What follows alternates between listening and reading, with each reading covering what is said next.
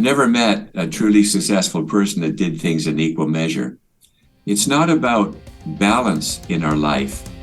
It's really about the clarity of our priorities, what's important to us.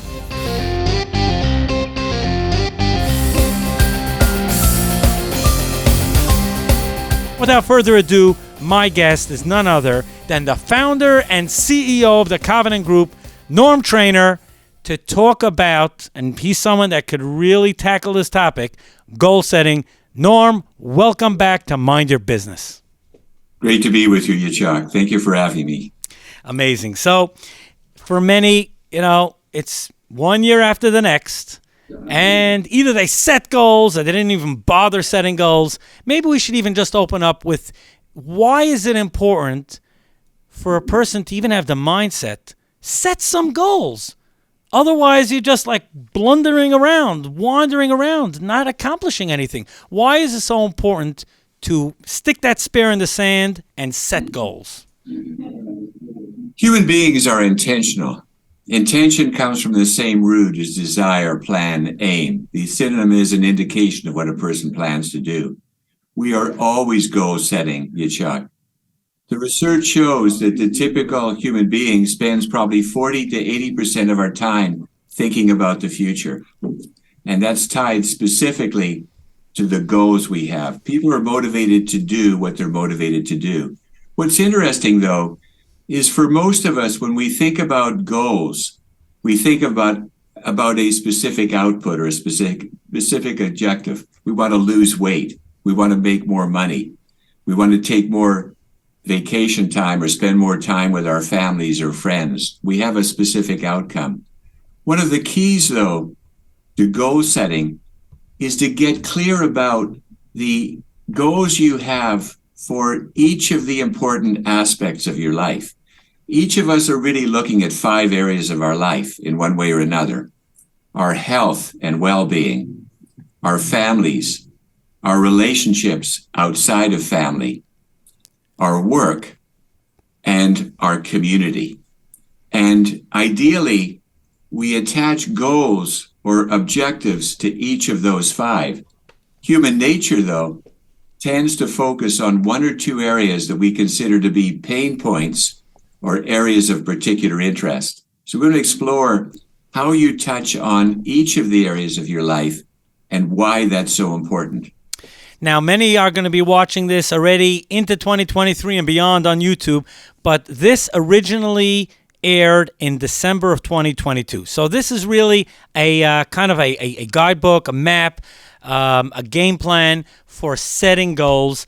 The question is, when is the ideal time to set goals and start planning for a new year ahead? Well, the ideal time is right now. And we're always planning for the future. And there's always 12 months ahead, 3 years ahead, 5 years ahead, and beyond. One of the challenges in goal setting is that we tend to overemphasize short-term effects and undervalue long-term consequences. So I'll give you an example. Most people at the beginning of the new year, especially after the holiday season, set a goal of losing weight. Tell us about it. Kind of human nature. And yet one of the things we know from research is the typical adult in North America, Canada, the US, gains 10 pounds a decade from their 20s on. So by the time we're in our 50s or 60s, we've added 30 to 40 pounds. And usually that drag on our health and well-being is distressing to us. So most of us start out wanting to lose weight. The challenge is that diets typically do not work. Let me give you 2 personal examples. When I was in my early 20s, one of my ambitions was to play professional football. And I was drafted, I was training. I had bulked up to 255 pounds. That is not my natural weight. And when I decided not to continue with football, I wanted to lose weight. I lost 40 pounds in 7 months, and I felt terrible, and I looked terrible. And what I learned was that in order to change your body type, your body mass index. My body mass index at 255 pounds was 18%. In order to get it down to the 5 to 10% range, which was my goal, it took me 3 years.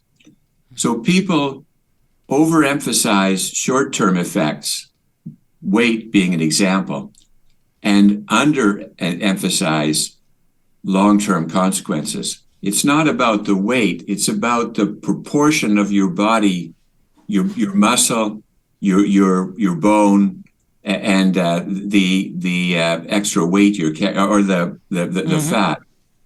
So that's one example of why goal setting can be so challenging. But let's bring it closer to home, because I'm a long way from the days when I played football.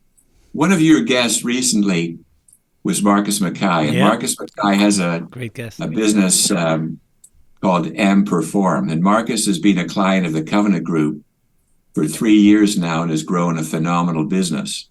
And I've been a client of Marcus's since April 2021. The pandemic was not kind to me, Yitzchok, as it was to many people. So I was getting close to my football weight, and I didn't look the way I did when I was playing football. And so I hired Marcus, and Marcus focuses on 4 areas. He focuses on mindset, having the right mindset, training, nutrition, and recovery. And my goal was not so much to lose weight, it was to feel healthier, to feel the fullness of capability. And the work with Marcus really looks at the totality. Now, in the first 6 months, I lost 35 pounds and 5 inches off my waist. Now I've been into that program for about 20 months. The difference in the quality of my life is staggering. I track my health and wellness with an Oura ring. The Oura ring tells me typically that on a given day, what my recovery is. That's a key measure. My recovery typically is over 85, which is excellent. It tells me about the quality of my sleep, which is also over 85. So the goal is not simply the loss of weight and the change in body type. It's the overall health and well-being. That's a key aspect of goal setting. Get clear about what is the overall outcome you're looking to achieve in your life and in your work. My guest is a good friend and mentor, Norm Trainor, the founder and CEO of the Covenant Group. He always has great wisdom to share from when we got onto the stage together. Well, the radio stage. We first got together around this time of year in 2015. And it was in a studio, in the radio studio, and I'll never forget it. We were having some issues with the communications systems at the station at the time, and Norm had to catch a flight, and he was not sweating. The man was so calm and cool. I don't know, and he made the flight. He made his Air Canada flight out of LaGuardia. I don't know how. I really don't know how. Maybe you that taxi driver. I don't want to know if he went through the lights or he drove like a New York taxi driver. I imagine, because that's the only way he could have made that flight. I remember that well, Yitzchok. I remember that day. And of course, a special shout out to Simeon Friedman, who got us together.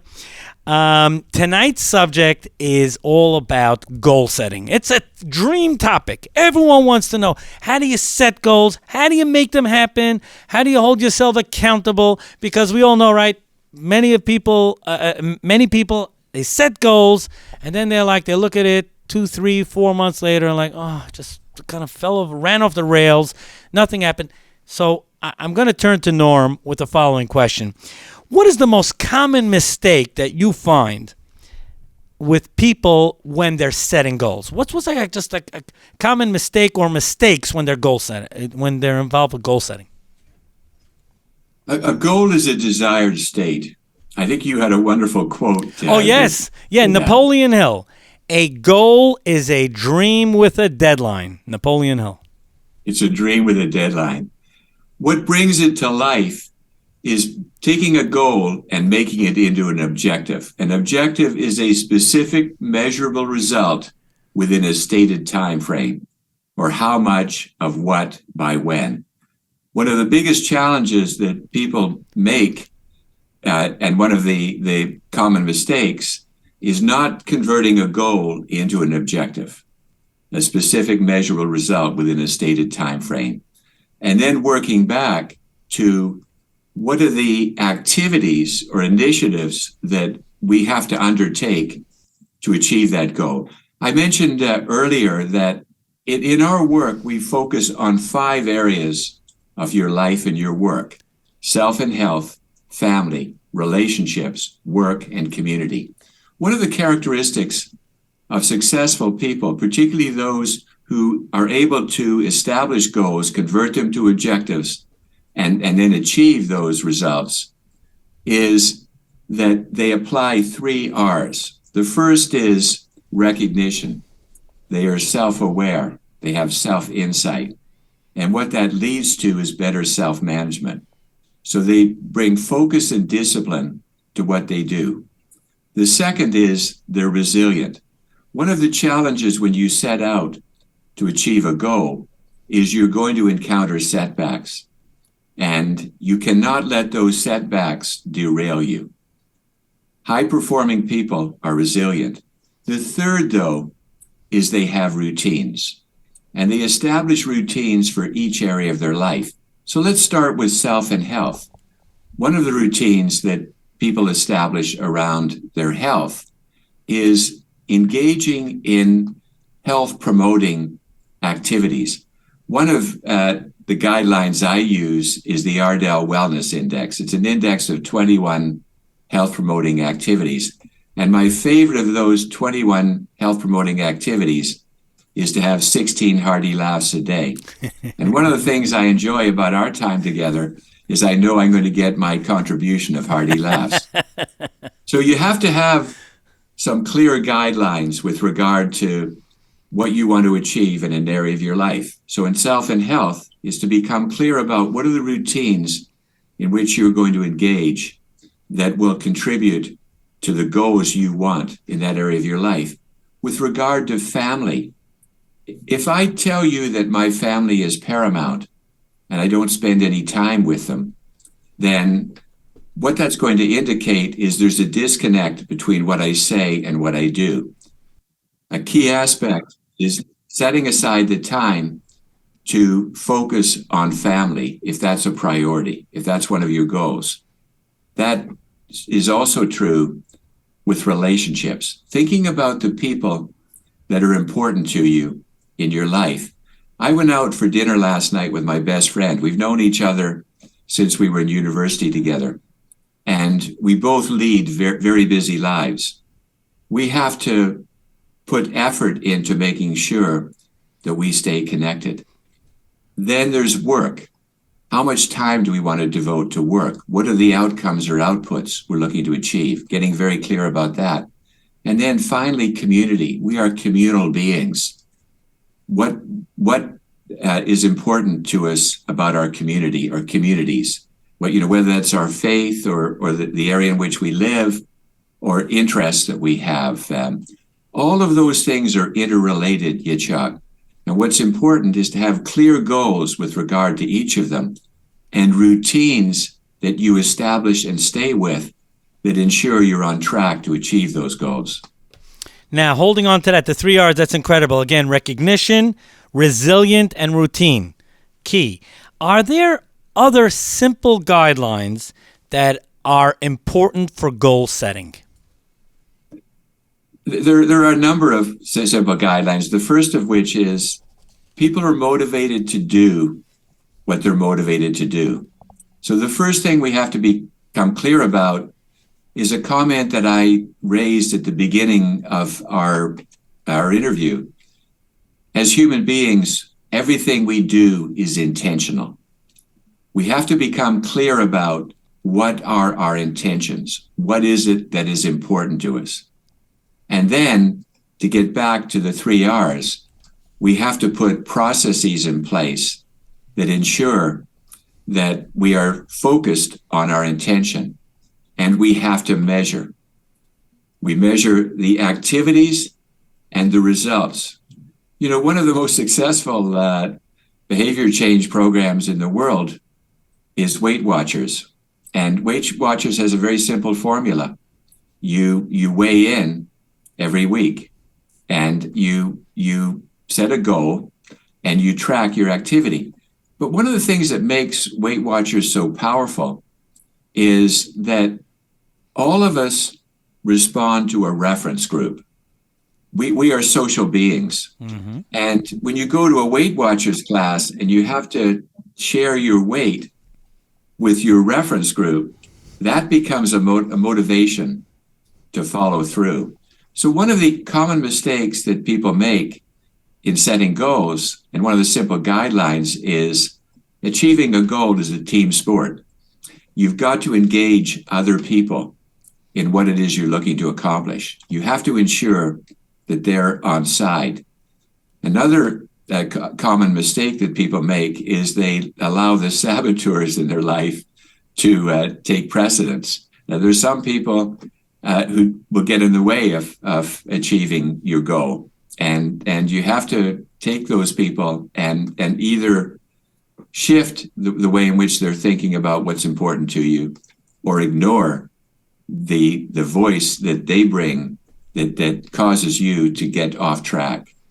We're speaking with Norm Trainor, the founder and CEO of the Covenant Group, and the topic tonight is goal setting. We're heading into 2023, and setting goals is so key, and that's why we turn to the master of many areas of business, and certainly this area, because as the founder and CEO of the Covenant Group, he coaches over the years tens of thousands of entrepreneurs, business leaders, and holding them accountable.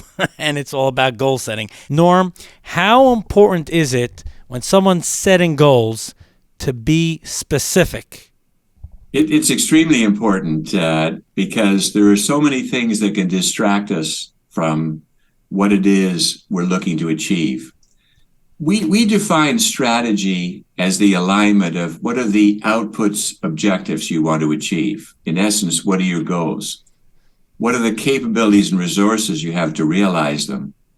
And what are the opportunities and challenges the environment provides? All three of those are dynamic, Yitzchok. They are in constant motion. Our outputs, objectives, the goals we have in our work and our life change and ideally grow. Our capabilities and resources wax and wane, and the opportunities and challenges in the environment are constantly in motion. So it's very important to be clear about what it is you're looking to achieve, and to do an environmental scan, to think about, given the outputs, objectives I want to achieve, what's important to me in my work and my life, do I have the capabilities and resources to realize the goals that I've set? Are the opportunities and challenges such that I'm going to be able to achieve those goals? When we set goals, particularly over time, and this is true most often in business, we tend to think of what we're looking to achieve as a linear progression. Our business is going to grow in a line that's constantly moving upward. What we know is, from experience, that businesses don't grow linear, they grow curvilinear.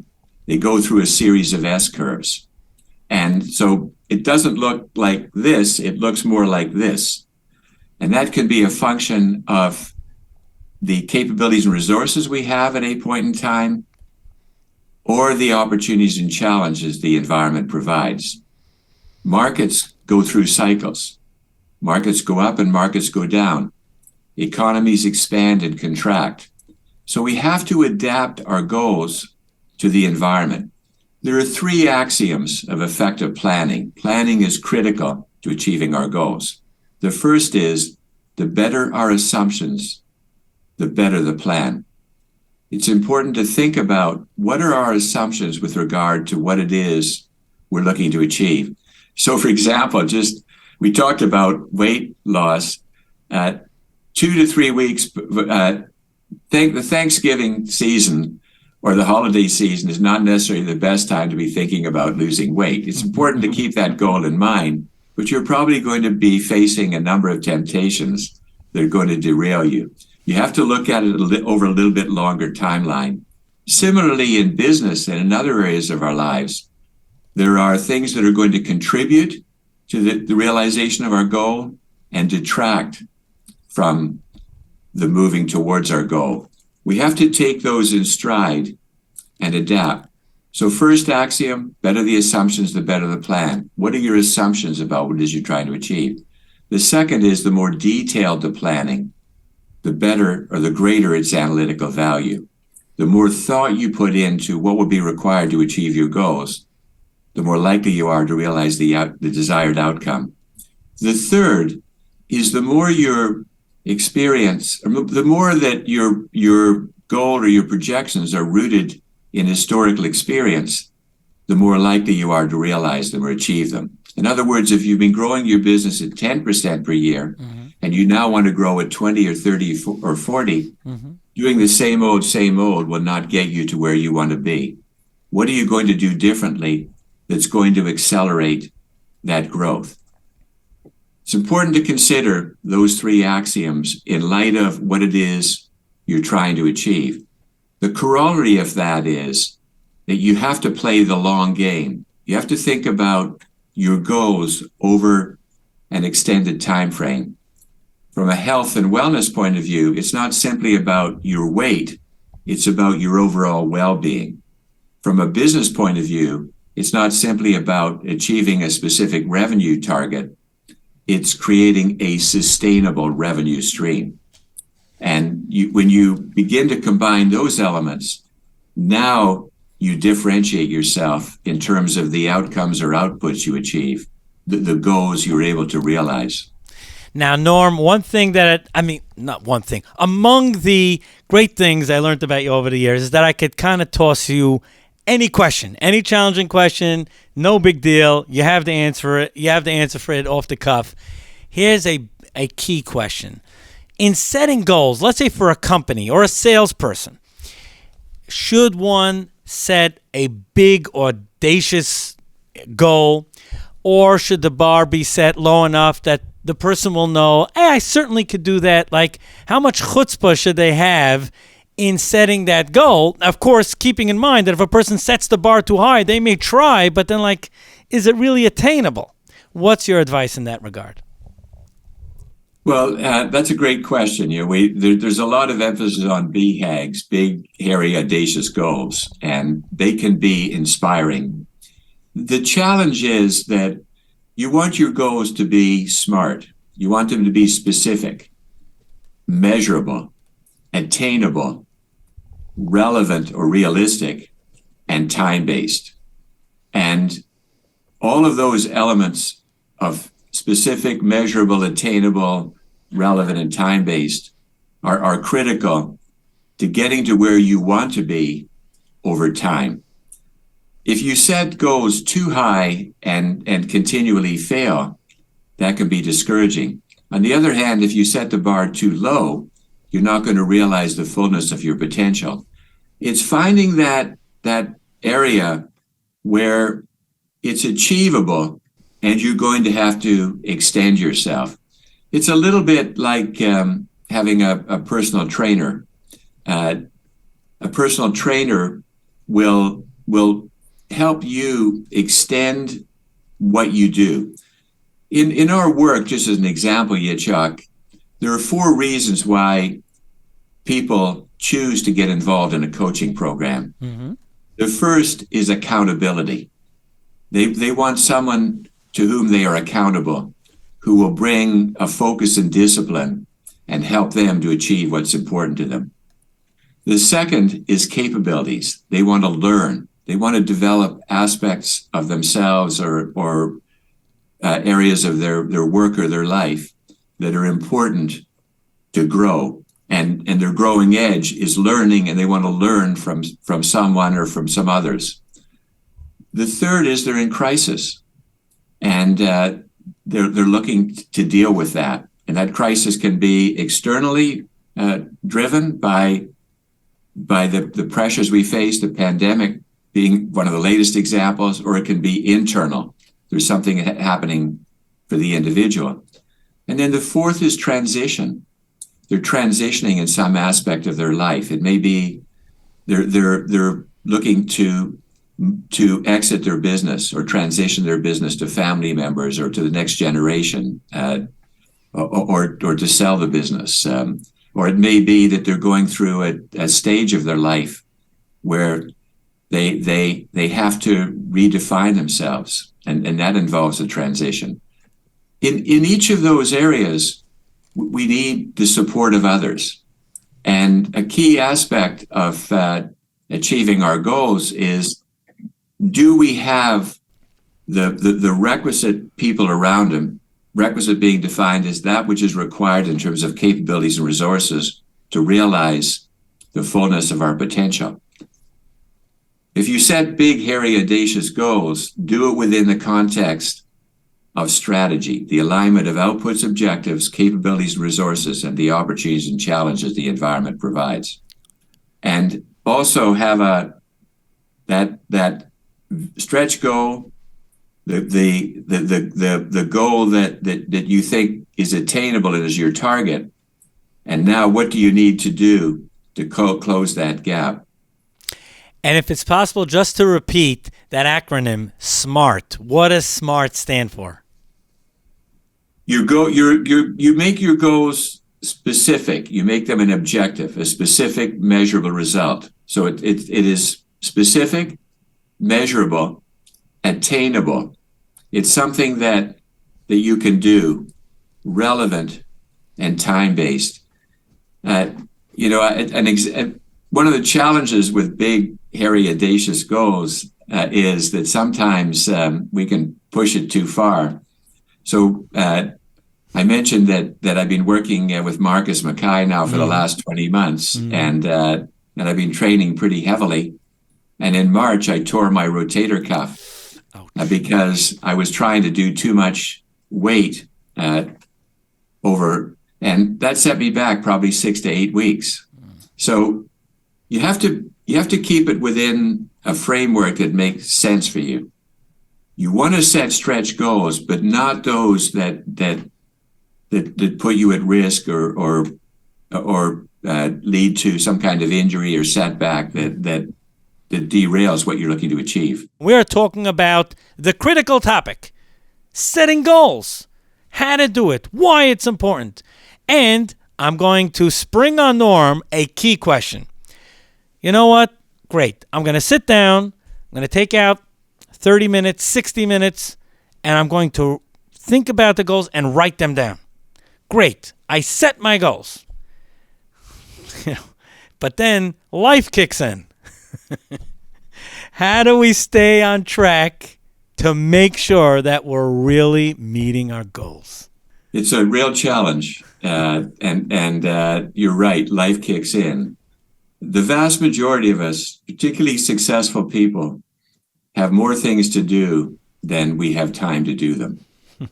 And one of the things we often hear, and this is particularly true in our work, is people say, I want to live a balanced life.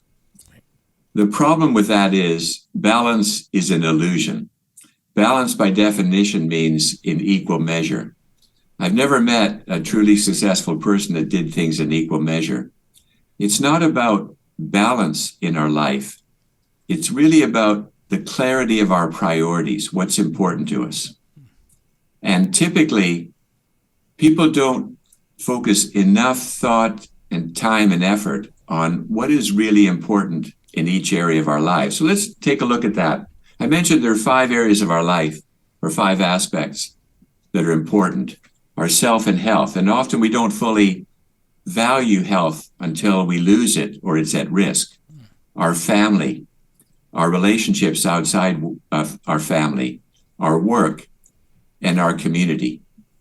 What's important is to consider each of those and their interrelationship. So let's start with self and health. One of the common mistakes people make is they think that being healthy is not being sick. So we think of the dimension of health as sick, not sick. That's only part of it. It's not sick to high-level wellness. what we want is to be fully alive, fully engaged, living our lives fully. And it's an interesting aspect of goal setting. So one of the shifts for me in my work with Marcus, as an example, is that he focuses on mindset training, nutrition, and recovery. And for me, I want to be fully alive, fully energized. Mm-hmm. So recovery starts with sleep, with the quality of our sleep. And one of the tendencies in our society is the vast majority of people get too little sleep. And as a result, we're distressed and we're putting too much pressure on our bodies. So getting clear about what is your goal? It's not to be not sick, it's to be well in every facet of our life. In terms of family, what are the things that are important to our family? What are their goals? So again, I mentioned that goal setting is a team sport. It's sitting down. One of the things we encourage our clients to do in planning the year is don't start by planning your work. Start by planning your life. Sit down with your spouse or significant other, with your family, and talk about what's important to each of you in the year ahead. What does free time mean? What are the things that each family member enjoys? How are you going to take vacation time and spend time together? As I said, relationships. One of the challenges as we age is that often the people who are most important in our life tend to fall away. It's not that we no longer care about them. It's that we get distracted. There are too many other things. If you want to grow relationships, you have to invest in them. Relationships are either growing or dying. Thinking about who are the people with whom you want to grow the relationship, and what's the investment you want to make, and what do you expect in return? In your work, defining what's the outcome that you want to achieve. One of the myths in our society is time is money. Time is not money. There are people that get paid $20 to $30 an hour, and there are people that get paid $20,000 to $30,000 an hour. You have to separate time and money. You have to think about how you make your time more productive. That's a key aspect of goal setting. And finally, community. What are the communities in which we want to be involved, and how are we going to be engaged with them? It's setting goals in each of those areas. That's critical to living a fulfilling life. The key to goal setting is getting clear about what will make your life meaningful. What gives impact to your life, and in turn, how do you impact the lives of others? Now, as people are setting goals for the upcoming year, question, does a person set the goal? Is the bar, let's say, 12 months out? Is it 6 months out? That's part one of my question. And the next part is, how often should one be checking in? Should they be checking in daily, weekly, monthly? That's a great question. So one of the things that we do in our planning is we help people plan 5 quarters ahead, 13 to 15 months ahead. For example, if you're thinking about your business in the next calendar year, January to December, if you start doing your planning and your goal setting in January, you're not going to start implementing at best until late January, early February. If you start planning in October, November, and December, or one of those months, you hit the ground running in January. You're now beginning to implement. So you're always planning in the quarter ahead for the next 4 quarters. Now you have to work back. You plan your year, 365 days. Then you look at each quarter, what it is you're looking to achieve, and what do you want to uniquely do in that quarter, the next month, the next week, the next day. You're thinking out at least that full calendar year, and you are anticipating what you're going to do the quarter before.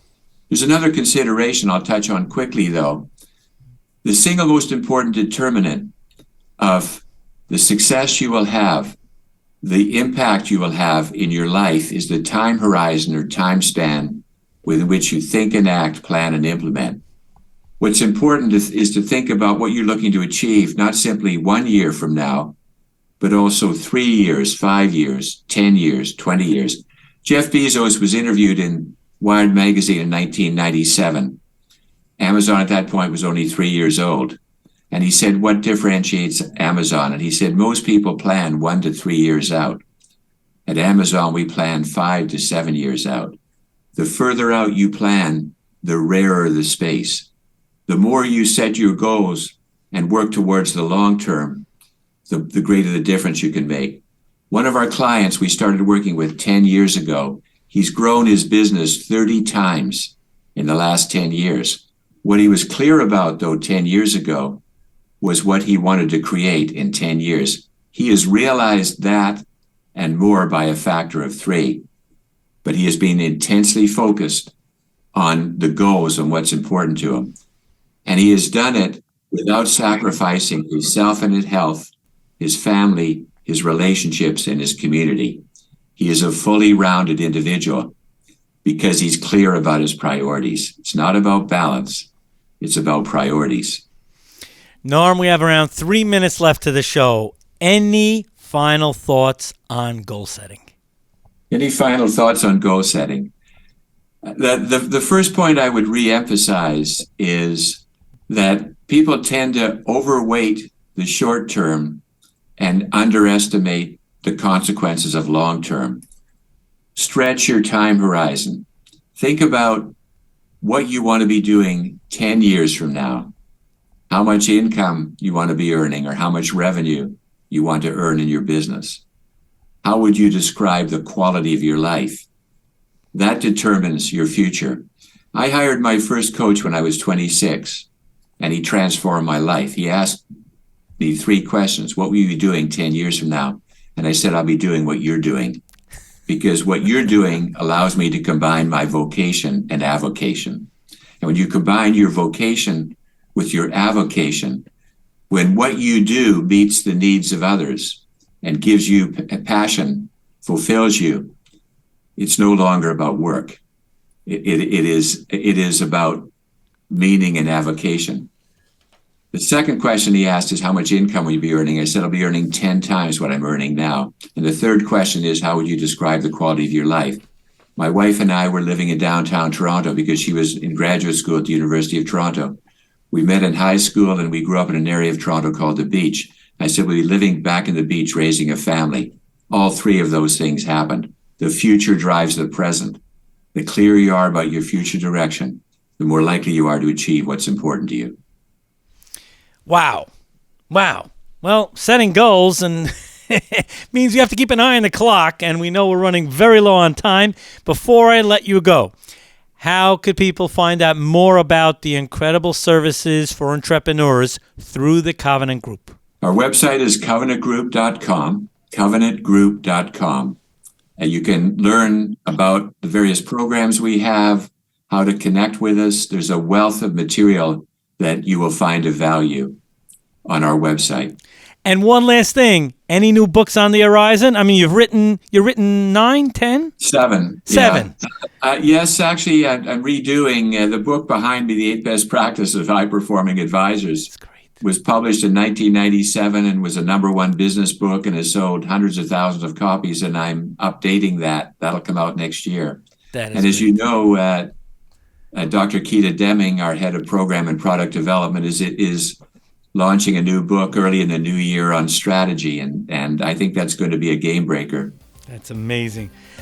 Well, we're out of time. Tune in again next Sunday night for another great edition of Mind Your Business right here on 710 WOR, the voice of New York.